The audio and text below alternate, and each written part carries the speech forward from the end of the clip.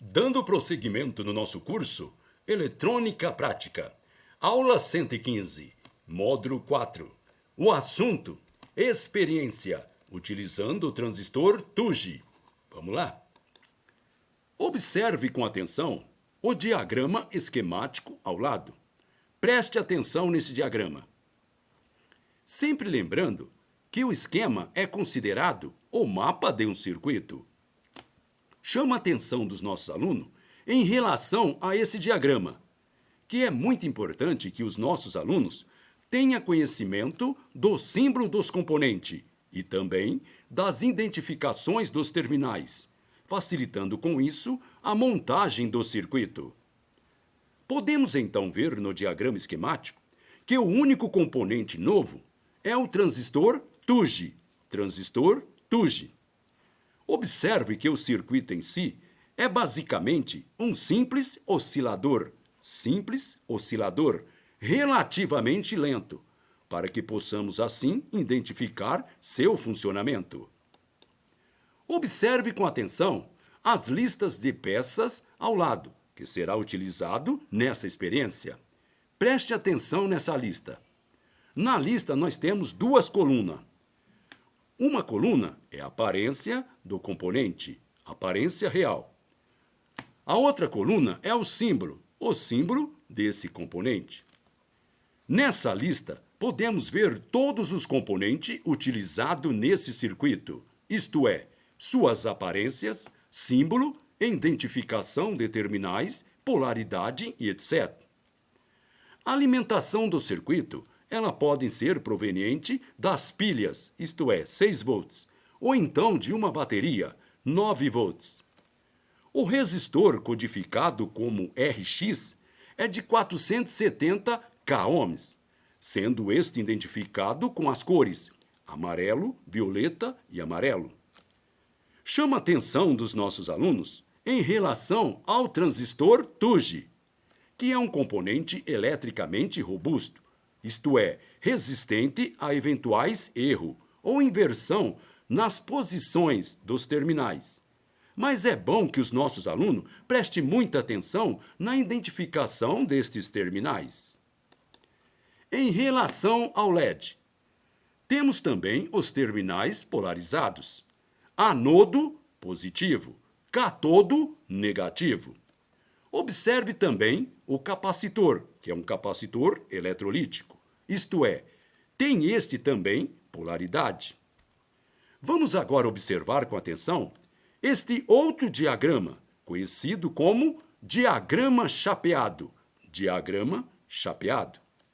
Observe que neste diagrama chapeado temos a identificação dos terminais do transistor TUG, dos LED, dos capacitores eletrolíticos e dos fios que vão ser utilizados para alimentação, isto é, fio vermelho no positivo e fio preto no negativo.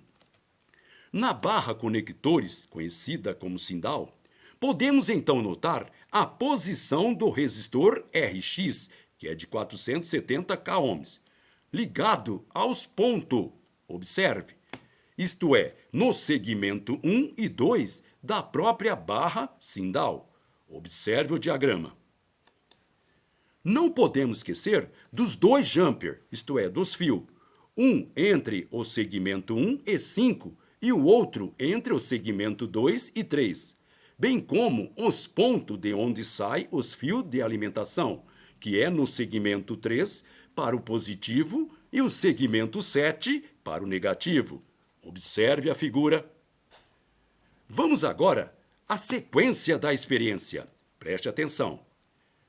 Tendo tudo montado e conferido, podemos agora aplicar ao circuito a alimentação, seja esta de 6 volts ou 9 volts.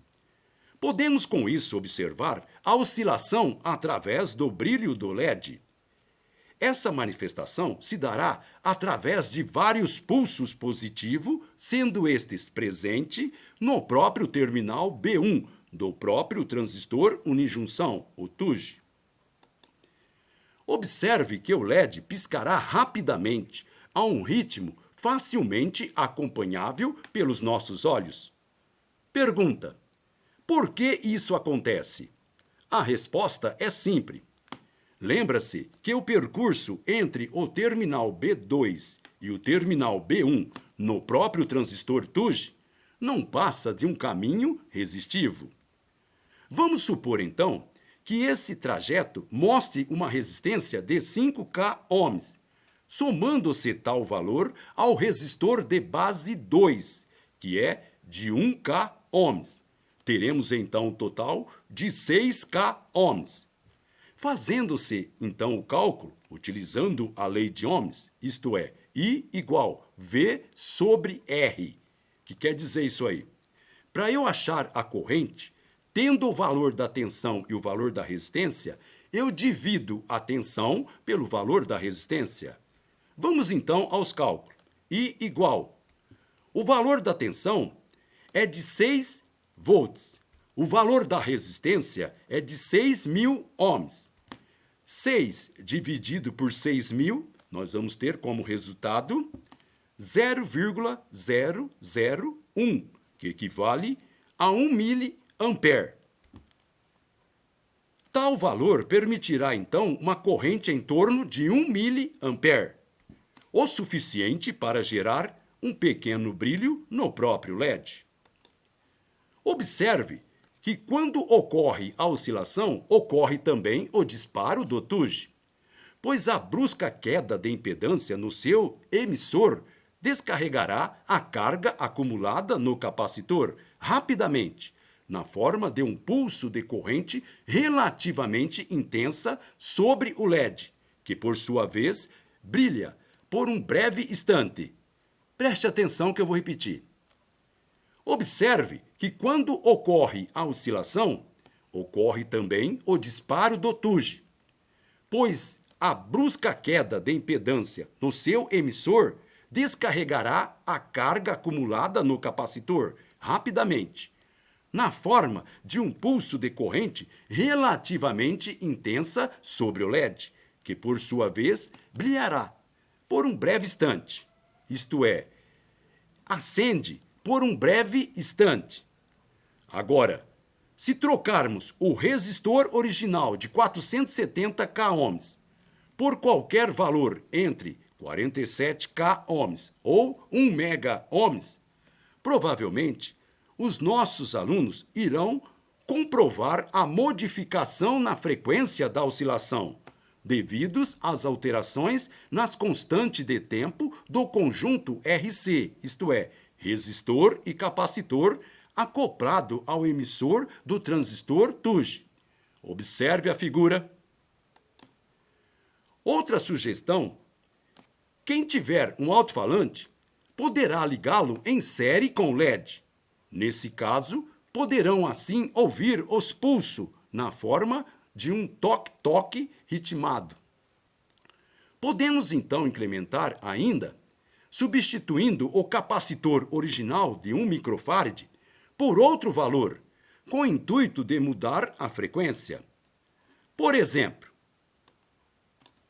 se for utilizado um capacitor de 100 microfarad, provavelmente o pulso serão mais lento.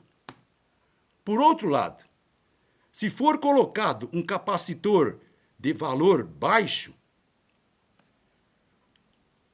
um capacitor de poliéster, por exemplo, não polarizado, na faixa que vai de 10 nanofarad a 100 nanofarad, provavelmente irá gerar pulso em frequência relativamente alto, que no LED aparecerá aceso, aparentemente. Preste atenção, aluno. Se for utilizado um capacitor de 100 microfarad, provavelmente os pulsos será mais lento.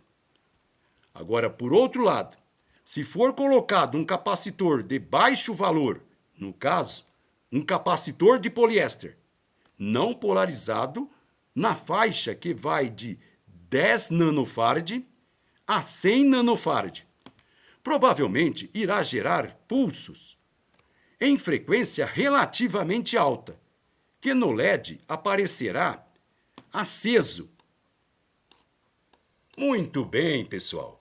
Com isso terminamos esta nossa aula. Então, gente boa, até a próxima!